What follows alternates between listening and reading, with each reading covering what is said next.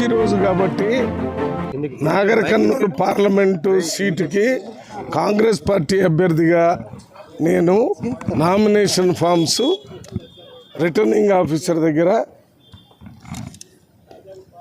ఇవ్వటం జరిగింది.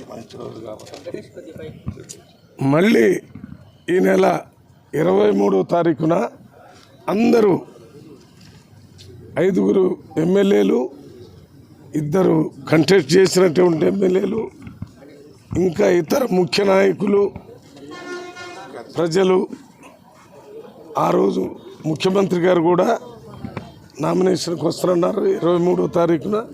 అందువల్ల 23వ తారీఖున జరిగే నామినేషన్కి ప్రజలందరూ పెద్ద ఎత్తున వస్తారు. ఈరోజు ఒక్క 5 నేను, దామోదర్ రెడ్డి గారు, రాజేష్ రెడ్డి గారు, డాక్టర్ వంశీకృష్ణ గారు, మన ప్రపోజర్ హబీబ్ గారు, మేమంతా 5 లోనకెళ్ళి మా కుమారుడు సిద్ధు అందరం పోయి నామినేషన్ వేసి రావటం జరిగింది. కానీ ఇది మంచి రోజు కాబట్టి ఒక సెట్ వేసాం. దీన్ని ఎవరు ఇంకో రకంగా భావించొద్దు. అందరితో కలిసి పెద్ద ఎత్తున వేసేది 23వ తారీఖున ఉంటుంది కాబట్టి దాని గురించి మళ్ళీ ఒకసారి